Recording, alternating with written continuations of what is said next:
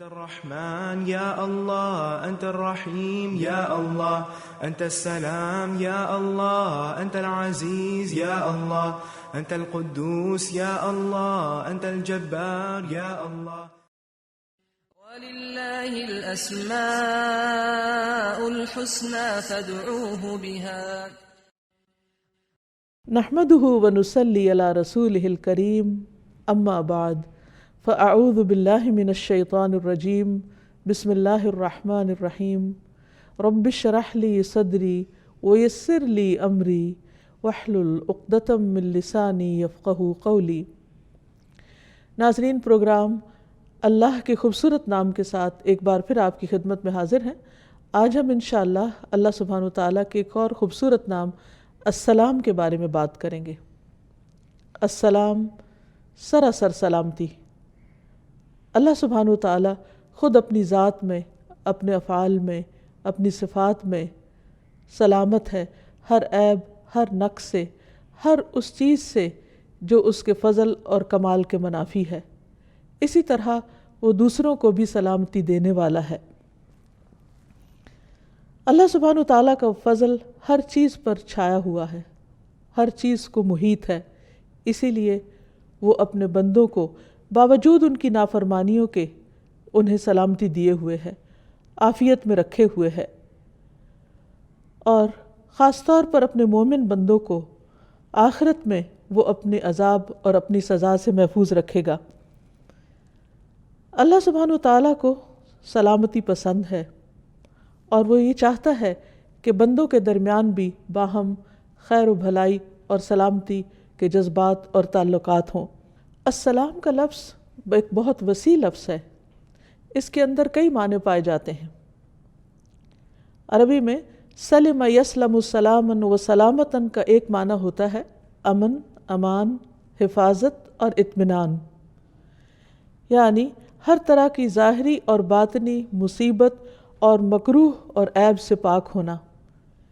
اسی طرح یہ لفظ خلاصی اور نجات کے معنوں میں بھی استعمال ہوتا ہے۔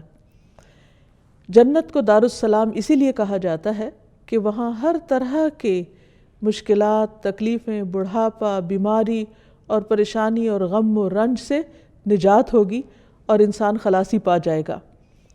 قرآن مجید میں آتا ہے لہم دار السلام عند ربہم وہو ولیہم بما کانوا یعملون، انہی کے لیے ان کے رب کے ہاں سلامتی کا گھر ہے، یعنی جہاں وہ ہر تکلیف سے سلامت ہوں گے، اور وہ ان کا مددگار ہے ان اعمال کی وجہ سے جو وہ کرتے ہیں۔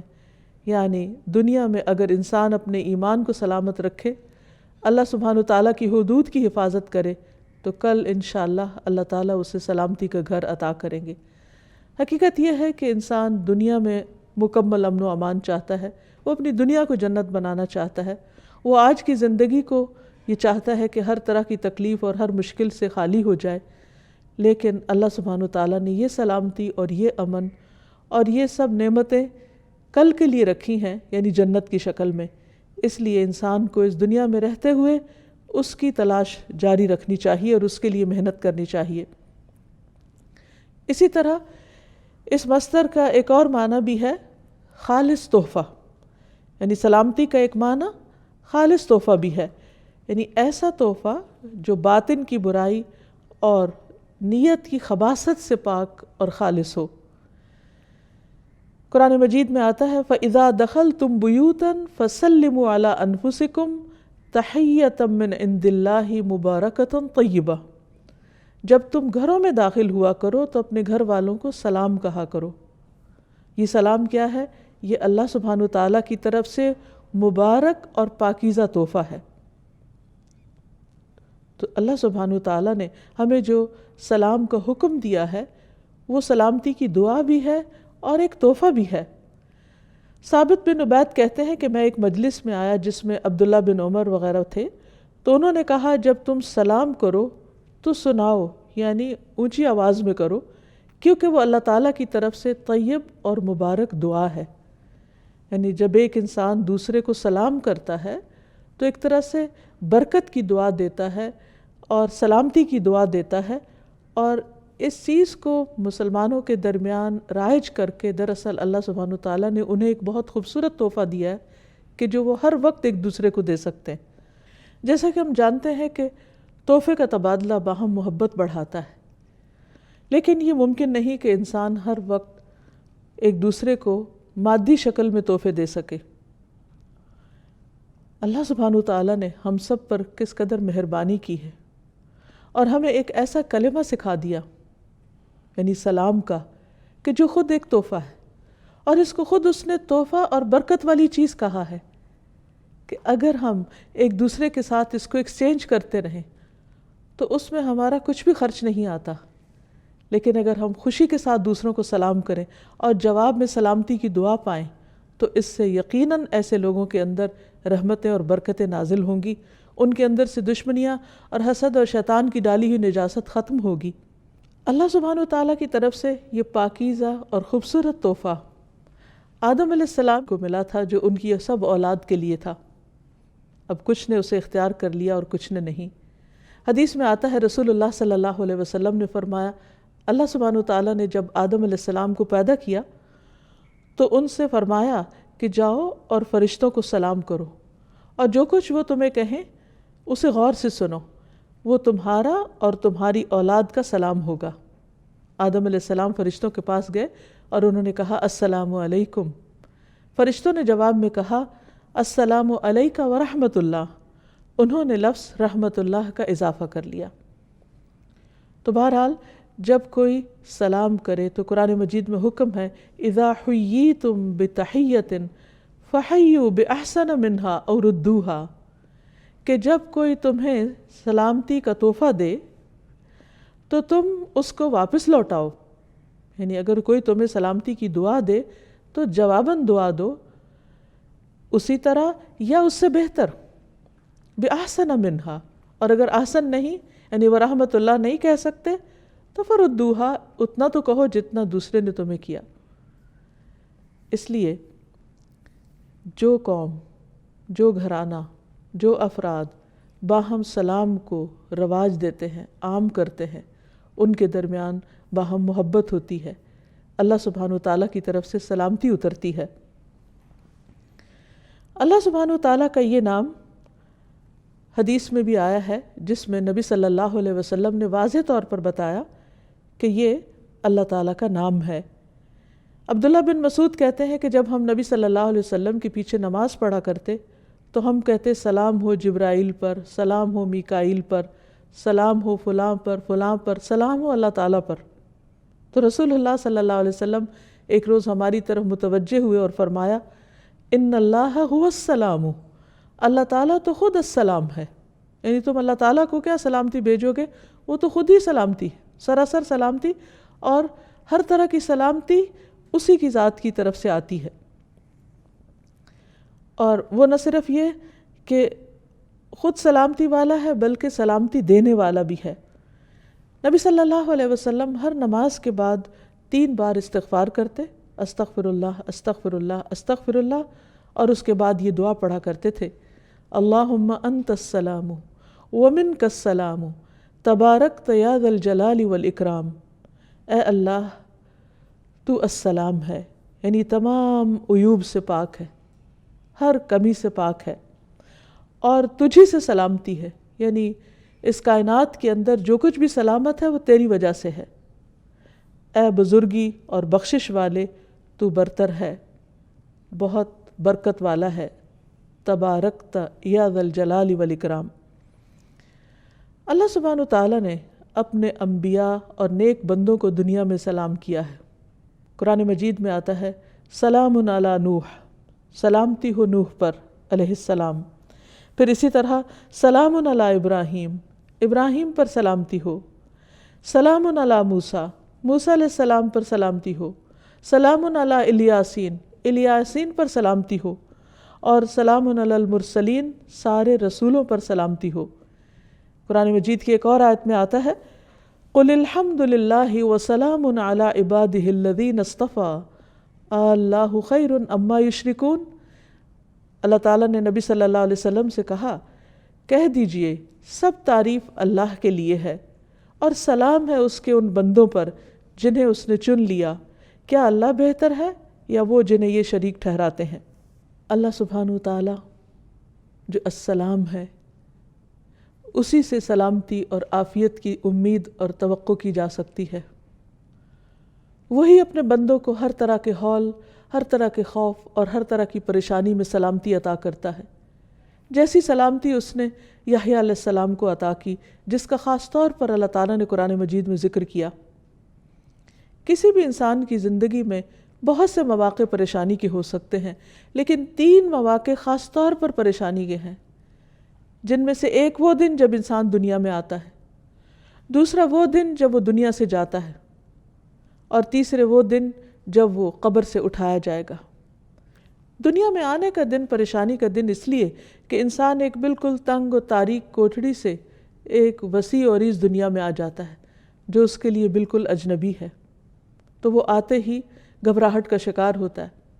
دوسرے وہ دن جو موت کا دن ہوتا ہے، جب انسان اس دنیا سے رخصت ہو رہا ہوتا ہے، جدا ہو رہا ہوتا ہے، جب اس کی نگاہیں پھر جاتی ہیں، جب وہ اس دنیا سے اجنبی ہو جاتا ہے اور ایک نئی مخلوق سے ملاقات کرتا ہے، یا تو رحمت کے فرشتے یا عذاب کے فرشتے۔ جو نیک روح ہوتی ہے، اس کے پاس جو فرشتے آتے ہیں وہ آ کر اس کو سلام کرتے ہیں، سلام علیکم طبتم، سلامتی ہو تم پر، تم بہت اچھے رہے۔ اللہ سبحانہ وتعالیٰ کی طرف سے بھی سلامتی لاتے ہیں۔ اور تیسرے وہ دن جس دن انسان اپنی قبر سے اٹھایا جائے گا اور وہ حشر کا دن ہوگا، وہ بھی سخت مصیبت کا، بہت طویل دن، بہت گھبراہٹ کا دن ہوگا، لیکن اللہ سبحانہ وتعالیٰ کو السلام ماننے والے اس دن بھی سلامتی اور امن میں رہیں گے، اور اللہ سبحانہ وتعالیٰ ان کو اپنی خاص سلامتی سے نوازے گا اور ان سے ہر طرح کا خوف اور غم اور گھبراہٹ اور پریشانی دور کر دے گا۔ تو اللہ سبحانہ وتعالیٰ نے جیسے یحییٰ علیہ السلام کے لیے ان مواقع کی سلامتی کا ذکر کیا، ہم دعا کرتے ہیں کہ اللہ تعالیٰ ہم سب کو بھی اپنی خاص حفاظت اور عافیت میں رکھے اور سلامتی سے نوازے۔ پھر اسی طرح ہم دیکھتے ہیں کہ اللہ سبحانہ وتعالیٰ اپنے بندوں کو جنت میں بھی سلام بھیجے گا۔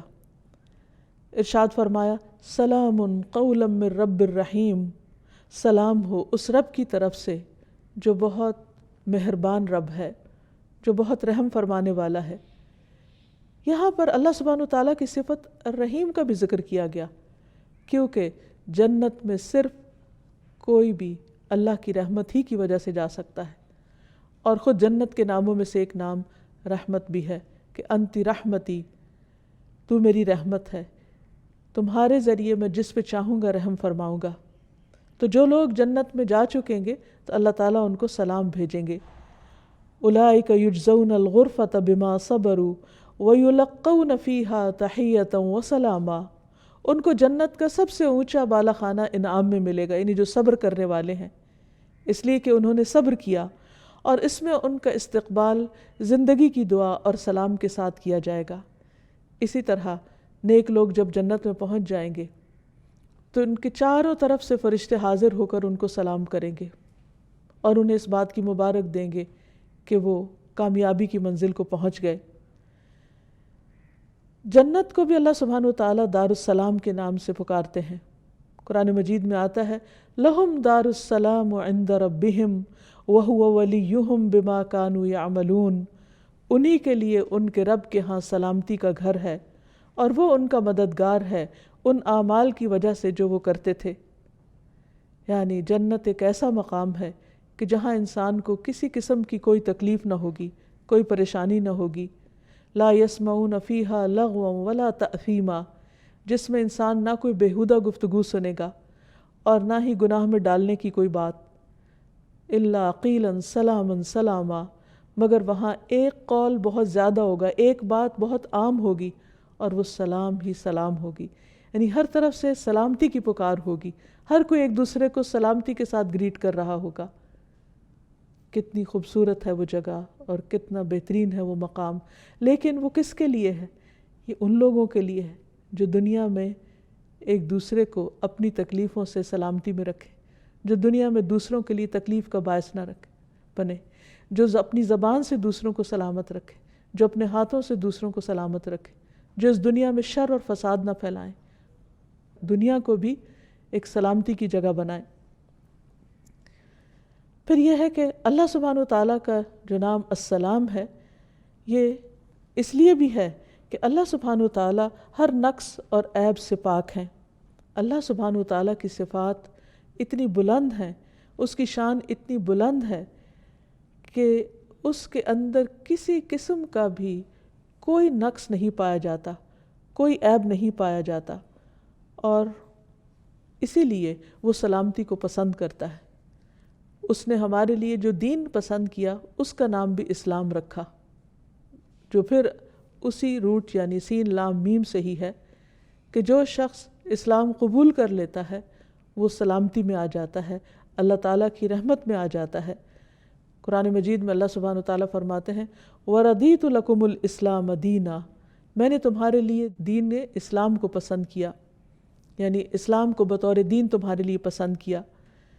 پھر اللہ تعالیٰ جو انسانوں کو ہدایت کی طرف بلاتا ہے تو اس کے لیے بھی فرماتا ہے وَاللَّهُ يَدْعُو إِلَىٰ دَارِ السَّلَامِ، اللہ تمہیں سلامتی کے گھر کی طرف دعوت دیتا ہے، یعنی اگر تم اللہ کی مرضی کے مطابق زندگی بسر کرو، اس کی اطاعت کرو، اس کی فرما برداری کرو تو تم سلامتی کو پہنچو گے۔ پھر اسی طرح ایک اور جگہ پر فرمایا قَدْ جَاءَكُم مِّنَ اللَّهِ نُورٌ وَكِتَابٌ مُّبِينٌ يَهْدِي بِهِ اللَّهُ مَنِ اتَّبَعَ رِضْوَانَهُ سُبُلَ السَّلَامِ وَيُخْرِجُهُم مِّنَ الظُّلُمَاتِ إِلَى النُّورِ بِإِذْنِهِ وَيَهْدِيهِمْ إِلَىٰ صِرَاطٍ مُّسْتَقِيمٍ۔ لوگو، اب تمہارے پاس اللہ کی طرف سے روشنی اور ایک ایسی واضح کتاب آ چکی ہے جس کے ذریعے اللہ تعالیٰ ان لوگوں کو سلامتی کی راہیں دکھاتا ہے جو اس کی رضا کے پیچھے چلتے ہیں، اور انہیں اپنے اذن سے اندھیروں سے نکال کر روشنی کی طرف لے جاتا ہے اور سیدھی راہ کی طرف ان کی رہنمائی کرتا ہے۔ عام طور پر ہمارا یہ خیال ہوتا ہے کہ شاید اگر ہم دین کی طرف آئیں گے یا ہم اللہ سبحانہ وتعالیٰ کی بات مانیں گے شاید دنیا ہمارے لیے مشکل ہو جائے گی، لیکن حقیقت یہ ہے کہ اللہ سبحانہ وتعالیٰ نے جتنے بھی احکامات ہمیں دیے ہیں بعض اوقات وہ ہمیں اپنی مرضی کے خلاف یا پسند کے خلاف لگتے ہیں، یا ہماری خواہش نفس اس کے اگینسٹ جاتی ہے، اور ہم یہ سمجھتے ہیں کہ شاید یہ ہمارے اوپر زیادتی کی گئی ہے ہمیں کوئی خاص حکم دے کر۔ لیکن اگر تھوڑا سا گہرائی میں انسان دیکھے تو اللہ تعالیٰ کے حکم ماننے میں انسان کے لیے سلامتی ہی سلامتی ہے، دو طرح سے۔ ایک تو یہ کہ دنیا میں انسان کے اوپر دین جو بھی پابندیاں لگاتا ہے وہ جس پر پابندی لگ رہی ہوتی ہے اس کے لیے تو تھوڑی مشکل کا باعث ہوتی ہے، لیکن اس سے دوسرے لوگ امن چین میں آتے ہیں۔ مثلا اللہ تعالیٰ نے اگر چوری سے منع کیا ہے تو کیوں منع کیا ہے؟ تاکہ دوسروں کا مال سلامت رہے۔ اب جو چور ہے ہو سکتا ہے وہ یہ سمجھے کہ اس کی کوئی چیز ضرورت ہے اور اس کو کسی اور کے مال میں مل رہی ہے تو اسے اجازت دی جائے اور اس کو نہ پوچھا جائے اور نہ پکڑا جائے، اس کو برا بھلا نہ کہا جائے۔ لیکن کیا واقعی عقل بھی اس کو مانتی ہے کہ کسی کو اس بات کی اجازت دے دی جائے کہ وہ دوسرے کے مال میں اپنی مرضی شروع کر دے؟ اللہ تعالیٰ نے اس کی اجازت نہیں دی اور اسے کبیرہ گناہوں میں شمار کیا۔ کیوں؟ تاکہ دوسروں کا مال سلامت رہے۔ اسی طرح جھوٹ بولنا، دھوکہ دینا، وعدہ خلافی کرنا، غیبت کرنا، دوسروں کو تانے دینا، یہ ہو سکتا ہے کہ کسی کے لیے بہت ایک خوشگوار فعل ہو، اور کچھ لوگوں کی ہیبٹ بن جاتی ہے کہ وہ دوسروں کی برائیاں کر کے اس سے لطف اٹھاتے ہیں، یا دوسروں کی عزت اچھال کر اس کو اپنے لیے ایک بہت انجوائبل چیز سمجھتے ہیں اور اس میں کوئی قباحت محسوس نہیں کرتے، یا بعض اوقات دوسروں کو تانا دے کر دوسروں کا دل دکھا کر وہ بہت لطف اٹھاتے ہیں۔ بظاہر دیکھنے میں کوئی کہہ سکتا کہ اچھا چلو کوئی بات نہیں، ایسی بھی کون سی بڑی بات ہے، اگر کسی نے کسی کو کچھ کہہ دیا اس سے کسی کا کیا بگڑ جاتا ہے۔ لیکن بعض اوقات بظاہر دیکھنے میں جو کچھ جوکس بھی ایسے ہوتے ہیں کہ جو بظاہر دیکھنے میں بہت ہارمفل نظر نہیں بھی آتے، لیکن حقیقت یہ ہے کہ بہت ساری چیزیں اگر ان پر روک ٹوک نہ لگائی جائے، ان کو ایک حد کے اندر نہ کیا جائے تو وہ تعلقات کی خرابی کا باعث بنتے ہیں۔ اسی لیے قرآن مجید میں فرمایا گیا وَيْلٌ لِكُلِّ هُمَزَةٍ لُمَزَةٍ، ہلاکت ہے ہر اس شخص کے لیے جو عیب لگائے اور تانے دے۔ کوئی بھی شخص کسی کی عزت جب اچھالتا ہے تو یہ کوئی معمولی چیز نہیں ہے۔ اللہ سبحانہ وتعالیٰ کی نظر میں ایسا شخص سلامتی کی حدود سے باہر نکل رہا ہے، کیونکہ اس سے دوسرے کی عزت سلامت نہیں ہے۔ اسی طرح اگر کوئی قاتل یہ چاہے کہ اسے دوسروں کی جان کے ساتھ کھیلنے دیا جائے اور اس کی اس پر پکڑ نہ ہو، تو یہ کسی بھی طور پر جائز نہیں، کیونکہ اگر اس کو اجازت دی جاتی ہے تو دوسرے کی جان سلامت نہیں۔ تو اللہ تعالیٰ نے جو شریعت ہمارے پاس بھیجی ہے اس کے کچھ مقاصد ہیں کہ انسان کا دین سلامت رہے، یعنی جو بھی حدود اور پابندیاں لگائی گئیں اس میں کہیں دین کی سلامتی ہے، کہیں عزت کی سلامتی ہے، کہیں حسب نسب کی سلامتی ہے۔ مثلا زنا کی اجازت کیوں نہیں دی گئی؟ تاکہ لوگوں کا حسب نسب سلامت رہے۔ اسی طرح شراب کی اجازت کیوں نہیں دی گئی؟ تاکہ انسان کی عقل سلامت رہے۔ تو یہ تمام چیزیں جو بظاہر دیکھ کر یوں محسوس ہوتا ہے کہ ہمارے دین میں بہت مشکل احکامات ہیں، لیکن حقیقت میں یہ انسانوں کی بھلائی اور انسانوں کی سلامتی کے لیے ہی السلام نے بھیجے ہیں۔ تو اب یہ ہے کہ ہمیں اللہ سبحانہ وتعالیٰ کے اس نام پر غور و فکر کرنا چاہیے، اور اللہ سبحانہ وتعالیٰ کی ذات سے سلامتی اور عافیت کی امید رکھنی چاہیے اور اس کی دعا بھی کرنی چاہیے۔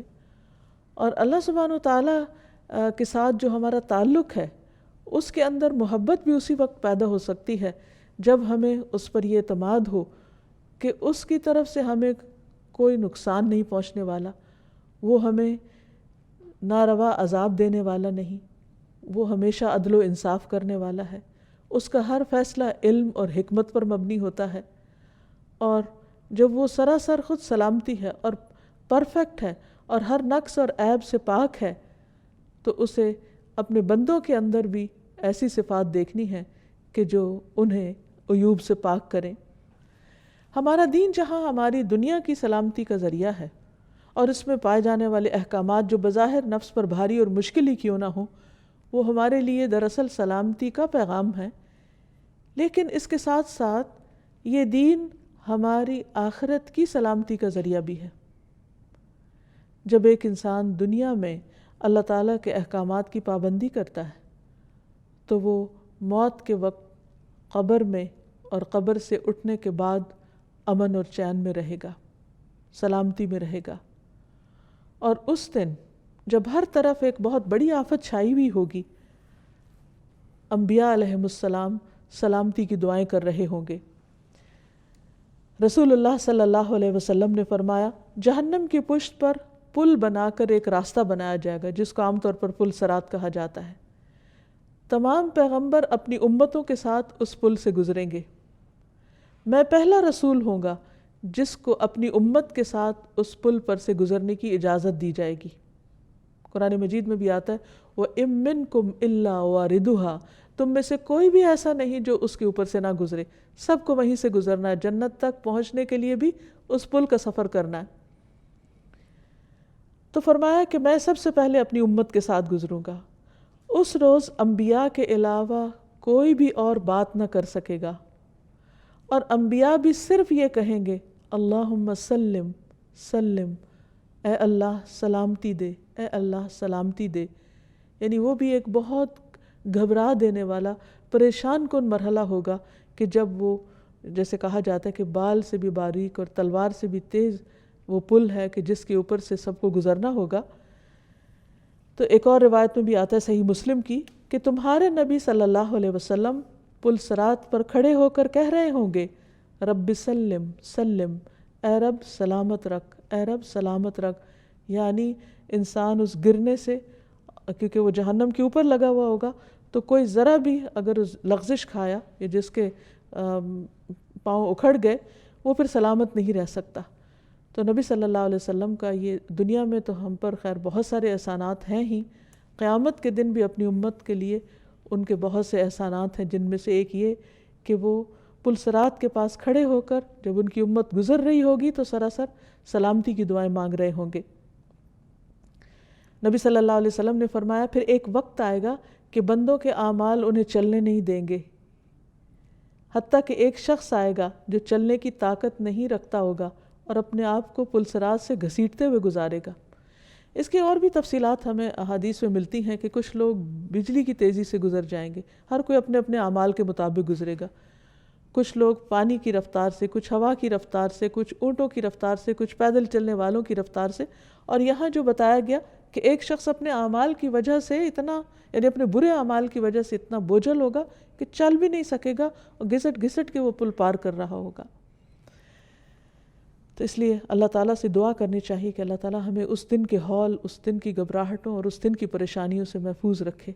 لیکن اس کے لیے دنیا میں اللہ سبحانہ وتعالیٰ کے احکامات کی پابندی ضروری ہے، دین اسلام کے اندر پورے کا پورا داخل ہونا ضروری ہے، تاکہ ہم یہاں اور وہاں دونوں جگہ سلامتی پا سکیں۔ نبی صلی اللہ علیہ وسلم ہر نماز کے بعد تو سلامتی کی دعا کرتے ہی تھے، ہر مہینے کے آغاز میں بھی سلامتی کی دعا کرتے۔ جب چاند دیکھتے تو فرماتے اللہم اہلہ علینا بالیمن والایمان والسلامت والاسلام ربی و ربک اللہ، اے اللہ ہم پر اس چاند کو خیر، ایمان، سلامتی اور اسلام کے ساتھ طلوع فرما۔ اے چاند میرا اور تیرا رب اللہ ہے۔ یعنی جب انسان نئے چاند کو دیکھے تو سلامتی مانگے، جیسے کوئی نیا دن شروع ہوتا ہے، نیا مہینہ شروع ہوتا ہے۔ پھر اسی طرح ہم نماز کی حالت میں بھی سلامتی کی دعا کر رہے ہوتے ہیں، جس میں التحیات للہ والصلوات والطیبات السلام علیک ایھا النبی، یعنی ہم جیسے قرآن مجید میں ہمیں حکم دیا گیا کہ ہم نبی صلی اللہ علیہ وسلم پر سلام بھیجیں اور درود بھیجیں، تو ہم ہر نماز کے اندر ہی یہ دعا کرتے ہیں التحیات للہ والصلوات والطیبات السلام علیک ایھا النبی ورحمۃ اللہ وبرکاتہ السلام علینا وعلی عباد اللہ الصالحین، کہ تمام قولی، فعلی اور بدنی عبادتیں اللہ کے لیے ہیں۔ اے نبی صلی اللہ علیہ وسلم، آپ پر اللہ کی سلامتی ہو اور اللہ کی رحمت ہو، حالانکہ آپ سب سے زیادہ نیک تھے، لیکن ہمارا فرض بنتا ہے کہ اللہ کے حکم کے مطابق سلامتی کی دعا خاص طور پر پڑھیں، اور التحیات پڑھے بغیر نماز بھی نہیں ہوتی، تو شعوری طور پر بھی پڑھا کریں۔ اور پھر اللہ کی رحمت ہو اور اس کی برکت ہو ہم پر اور اللہ کے نیک بندوں پر سلامتی نازل ہو۔ یعنی جتنے بھی اللہ کے نیک بندے گزرے ہیں پچھلے دور میں یا اب ہیں یا آنے والے ہیں، ہر ایک کے لیے سلامتی کی دعا ہے۔ عام طور پر جیسے ہم اپنے سوشل لائف میں ایک دوسرے کو سلام کرتے ہیں تو وہ انہی کو کرتے ہیں جو ہمارے سامنے ہوتے ہیں، لیکن اس دعا کے اندر وہ سب شامل ہیں جو پیچھے گزر چکے یا جو آج موجود ہیں اور ہم ان کو جانتے بھی نہیں، کہ اللہ جتنے بھی تیرے نیک بندے ہیں تو ان سب کو سلامت رکھ۔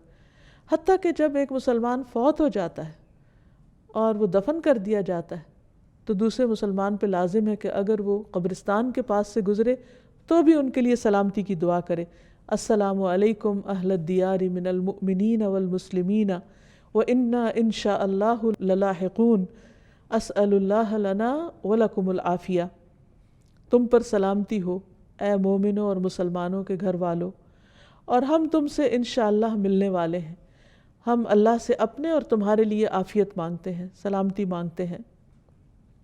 تو گویا اس نام کا تقاضا یہ ہے کہ ہم اپنی پوری زندگی اس کے مطابق گزاریں، اپنی ذات سے دوسروں کو تکلیف نہ دیں، دوسروں کو سلامتی دیں اور سلامتی کے پیغام کو عام کریں۔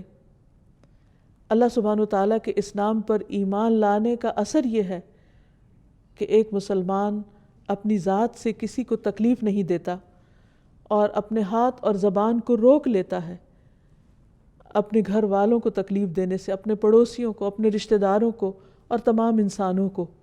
اور یہی ایک مسلمان کی پہچان ہے کہ المسلم من سلم المسلمون من لسانہ ویدہ۔ مسلمان کون ہے؟ مسلمان وہ ہے کہ جس کی زبان اور جس کے ہاتھ سے دوسرے مسلمان محفوظ رہیں، ان کی عزتیں محفوظ رہیں، ان کے دلوں کو تکلیف نہ پہنچے، یعنی انسان ایسی کوئی بات نہ کرے کہ جس سے دوسرے ہرٹ ہوں۔ پھر اسی میں یہ بات آ جاتی ہے کہ انسان صرف زبانی کلامی باتیں ہی نہ کرے بلکہ اس کے ایکشنز ایسے ہوں کہ جس سے دوسرے لوگ محفوظ ہوں۔ مثلا کسی کو امان دی ہے تو اسے دھوکہ نہ دے۔ رسول اللہ صلی اللہ علیہ وسلم نے فرمایا جو شخص کسی کو پہلے اس کی جان کی امان دے پھر اسے قتل کر دے تو قیامت کے دن اسے دھوکے کا جھنڈا دیا جائے گا، یعنی سب دنیا کے سامنے اس کو رسوا کیا جائے گا کہ یہ شخص دوسروں کو دھوکہ دینے والا تھا۔ نبی صلی اللہ علیہ وسلم نے یہ بھی فرمایا، اللہ کی قسم وہ ایمان والا نہیں، اللہ کی قسم وہ ایمان والا نہیں، اللہ کی قسم وہ ایمان والا نہیں۔ عرض کیا گیا یا رسول اللہ صلی اللہ علیہ وسلم کون ایمان والا نہیں؟ فرمایا وہ شخص جس کے شر سے اس کے پڑوسی محفوظ نہ ہوں، اس کے کولیگز، اس کے ساتھی، اس کے آس پاس والے اس کے شر سے نہ بچے ہوئے ہوں۔ تو آپ سوچئے کہ اگر کوئی شخص کسی کے لیے سلامتی کا ماحول نہیں پیدا کرتا تو وہ خود کیسے سلامت ہو سکتا ہے؟ اللہ کے رسول صلی اللہ علیہ وسلم اس سے کیسے خوش ہو سکتے ہیں؟ وہ ان کی شفاعت کی کیسے امید رکھ سکتا ہے؟ لہٰذا بہت ضروری ہے کہ ہم اپنے آپ کو اس قابل بنائیں، اس چیز کے اہل بنائیں ان اعمال کے ذریعے جو سلامتی کو دعوت دیتے ہیں۔ اللہ سبحانہ وتعالیٰ کا یہ نام اور صفت ہم سے تقاضا کرتی ہے کہ ہم سلامتی کو عام کریں اور باہم ایک دوسرے کو کثرت سے سلام کریں۔ رسول اللہ صلی اللہ علیہ وسلم نے فرمایا، سلام اللہ کے ناموں میں سے ایک نام ہے جسے اس نے زمین میں رکھا ہے، تم سلام کو آپس میں پھیلاؤ۔ یعنی جس وقت بھی ایک شخص دوسرے کو السلام کہتا ہے تو گویا وہ اللہ کا نام لے رہا ہوتا ہے، وہ ایک عبادت کی حالت میں ہوتا ہے۔ اللہ سبحانہ وتعالیٰ نے ایک خوبصورت لفظ، ایک خوبصورت تحفہ بھیجا ہے کہ جس کو ہم ایک دوسرے کو دیتے رہیں تو ہمارے لیے بھی سلامتی ہوگی اور دوسرے بھی محفوظ رہیں گے، کیونکہ یہ نہیں ہو سکتا کہ آپ کسی کو کہیں کہ تم پر سلام ہو اور پھر اس کے بعد اس کو کسی قسم کی تکلیف دیں یا اس کے ساتھ زیادتی کریں۔ یہ گویا سلام ایک ڈھال ہے کہ جو انسان کو دوسرے انسان تک تکلیف پہنچانے میں ایک روک کا کام دیتا ہے۔ پھر اسی طرح آپ صلی اللہ علیہ وسلم نے فرمایا، افشوا السلام تسلموا، تم سلام پھیلاؤ سلامت رہو گے۔ یعنی اگر کوئی شخص یہ چاہتا ہے کہ وہ خود بھی سلامت رہے اور دوسرے بھی سلامت رہے تو انہیں سلام کلچر کو عام کرنا چاہیے۔ ابو الدرداء سے مروی ہے، رسول اللہ صلی اللہ علیہ وسلم نے فرمایا، افشوا السلام کی تعلو، سلام پھیلاؤ تاکہ تم بلند ہو جاؤ۔ اس سے پتہ چلتا ہے کہ سلام کرنا بلندی کا ذریعہ بھی ہے۔ اور پھر ایک مسلمان کے دوسرے مسلمان پر جو 6 حقوق ہیں ان میں سے سب سے پہلے نمبر پر سلام ہی ہے۔ پھر مسلمان کی گفتگو کا آغاز بھی سلام سے ہونا چاہیے۔ حدیث میں آتا ہے السلام قبل الکلام، کلام سے پہلے سلام کیا جائے۔ اور پھر صرف ملاقات کے وقت ہی سلام نہ کیا جائے، جدا ہوتے وقت بھی سلام کیا جائے۔ نبی صلی اللہ علیہ وسلم نے فرمایا، جب تم میں سے کوئی شخص کسی مجلس میں پہنچے تو سلام کرے، اور جب وہاں سے جانے کے لیے کھڑا ہو تو سلام کرے۔ اور دوسرا سلام پہلے سلام سے کچھ کم نہیں، یعنی دونوں ہی امپورٹنٹ ہے۔ اسی طرح صرف السلام علیکم بھی کہا جا سکتا ہے اور السلام علیکم ورحمۃ اللہ وبرکاتہ بھی، جو اس میں ان 2 مزید دعاؤں کا اضافہ کرتا ہے اس کا اجر اور بھی زیادہ بڑھ جاتا ہے۔ پھر جو شخص سلام میں پہل کرتا ہے وہ دراصل اللہ کی قربت تلاش کر رہا ہوتا ہے۔ یعنی سلام کرنا محض ایک رسمی یا رواجی کلمہ نہیں ہے، بلکہ یہ سراسر عبادت ہے جس سے اللہ کا قرب نصیب ہوتا ہے۔ ابو امامہ کہتے ہیں کہ عرض کیا گیا، اے اللہ کے رسول صلی اللہ علیہ وسلم، جب 2 آدمیوں کی ملاقات ہو تو کون پہلے سلام کرے؟ پہل کس کو کرنی چاہیے؟ آپ نے فرمایا، جو ان دونوں میں سے اللہ کے نزدیک زیادہ ہوگا وہ سلام میں پہل کرے گا۔ یعنی جو سلام کرنے میں پہل کر جاتا ہے وہ دراصل اس بات کی علامت ہے کہ وہ اللہ کے قریب ہے، یعنی اللہ سبحانہ وتعالیٰ کی اس صفت کے ساتھ اس کو ایک خاص تعلق ہے اور وہ انشاءاللہ اللہ تعالیٰ کی طرف سے سلامتی بھی پائے گا۔ پھر یہ ہے کہ سلام پہلے کرنے میں اجر میں بھی سبقت لے جاتا ہے انسان، یعنی دونوں کو اگرچہ ثواب ملتا ہے لیکن جو پہل کرتا ہے اس کو زیادہ اجر ملتا ہے، اور یہ مفت میں نیکیاں کمانے کا ایک ذریعہ ہے جس پر کچھ بھی خرچ نہیں آتا۔ ابو ہریرہ کہتے ہیں کہ ایک شخص رسول اللہ صلی اللہ علیہ وسلم کے پاس آیا، آپ اس وقت ایک مجلس میں تشریف رکھے ہوئے تھے۔ اس شخص نے کہا السلام علیکم، آپ نے فرمایا 10۔ دوسرا آیا، اس نے کہا السلام علیکم ورحمۃ اللہ، آپ نے فرمایا 20۔ تیسرا آیا، اس نے کہا السلام علیکم ورحمۃ اللہ وبرکاتہ، آپ نے فرمایا 30۔ یعنی پہلے کو 10، دوسرے کو 20 اور تیسرے کو 30 نیکیاں ملیں گی. تو انسان جتنی چاہے اپنی لیے نیکیاں بڑھا لے. سلام صرف نیکیاں بڑھانے ہی کا ذریعہ نہیں بلکہ آپس کی محبت بڑھانے کا ذریعہ بھی ہے. جنت میں لے جانے والا عمل ہے.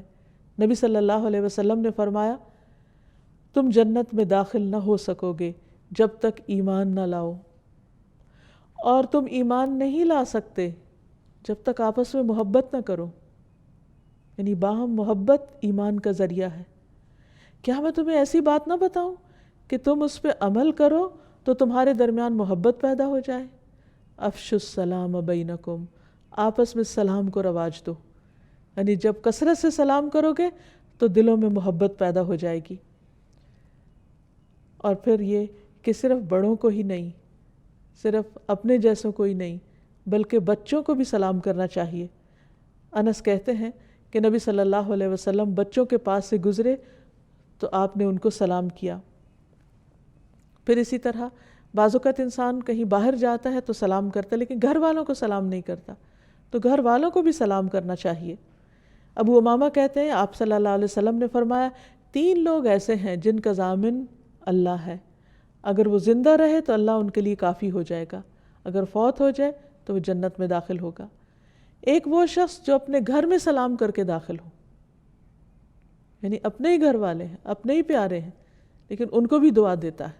کیونکہ بعض اوقات ہم سمجھتے ہیں کہ شاید یہ کرٹیسی کے طور پر یا دوسرے لوگوں کے ساتھ ایک اچھا ریلیشن بنانے کے لیے، بے تکلفی لانے کے لیے یہ کلمہ دہرایا جائے. نہیں، جو شخص گھر والوں کو سلام کرتا ہے وہ جنت کا مستحق قرار پاتا ہے. پھر اسی طرح وہ شخص جو مسجد کی طرف چلا، اللہ اس کا ضامن. اور تیسرا وہ جو اللہ کے راستے میں نکلا، اللہ تعالیٰ اس کا بھی ضامن ہے، اس کا بھی مددگار ہے. یہاں تک کہا گیا ہے کہ اگر گھر خالی ہو تو بھی سلام کرو. عبداللہ بن عمر کہتے ہیں کہ جب کوئی خالی گھر میں داخل ہو تو کہے السلام علینا وعلی عباد اللہ الصالحین، سلام ہو ہم پر اور اللہ کے نیک بندوں پر. السلام علینا یعنی اور کوئی نہیں تو اپنے آپ ہی کو سلام کرے. پھر اسی طرح اگر گھر میں کوئی سو رہا ہو تو ہلکی آواز سے سلام کرے، تاکہ یہ نہیں کہ زبان سے تو سلامتی بھیج رہا ہے لیکن اس کو دوسرے کو تکلیف دے رہا ہے. پھر اسی طرح جس کو نہ جانتے ہو اس کو بھی سلام کیا جائے. کہیں جھگڑا ہو جائے، بحث ہو جائے یا کوئی لا علم شخص کوئی ناروا بات کرے تو اس کو بھی سلام کر کے انسان ایک طرف ہو جائے. جیسے قرآن مجید میں آتا ہے وَإِذَا خَاطَبَهُمُ الْجَاهِلُونَ قَالُوا سَلَامًا، کہ جب جاہلوں سے ان کا پالا پڑتا ہے تو کہہ دیتے ہیں تم پر سلامتی ہو، اور ان سے اعراض برتتے ہیں. پھر یہ کہ سلام جو ہے وہ ناراضگی دور کرنے کا بھی ذریعہ ہے. اور جب کبھی باہم رنجش ہو جائے یا کوئی تعلقات میں کمی بیشی ہو جائے تو اس وقت بھی اس تعلق کو دوبارہ ریوائیو کرنے کے لیے سلام ایک بہت ہی خوبصورت طرز عمل ہے. پھر یہ کہ صحابہ کرام جو تھے وہ باہم ایک دوسرے کو کثرت سے سلام کرتے. یہاں تک آتا ہے کہ اگر کوئی کسی درخت کے اوٹ کے پیچھے ہوتا پھر سامنے آتا تو پھر سلام کیا کرتے. آپ صلی اللہ علیہ وسلم نے یہاں تک بھی فرمایا کہ جو سلام نہ کرے اسے اندر آنے کی اجازت نہ دو. اور اس معاملے میں صرف یہ نہیں کہ کرنے کی فضیلت بتائی گئی، جو نہ کرے اس کو ناپسند بھی کیا گیا. اور آپ نے فرمایا کہ سب سے بڑا بخیل وہ ہے جو سلام کرنے میں بخل کرے، یعنی جو کھل کے سلام نہیں کرتا یا شوق سے سلام نہیں کرتا یا سلام کرنے کو اپنی عادت نہیں بناتا. رسول اللہ صلی اللہ علیہ وسلم نے فرمایا لوگوں میں سب سے زیادہ عاجز وہ ہے جو دعا کرنے سے عاجز ہے. یعنی جب اس کو کوئی ضرورت پیش آتی ہے تو وہ ہاتھ نہیں اٹھاتا، اللہ سے مانگتا نہیں. اور لوگوں میں سب سے بڑا بخیل وہ ہے جو سلام میں بخل کرتا ہے، یعنی کہ اس کے منہ سے سلامتی کی دعا نہیں نکلتی.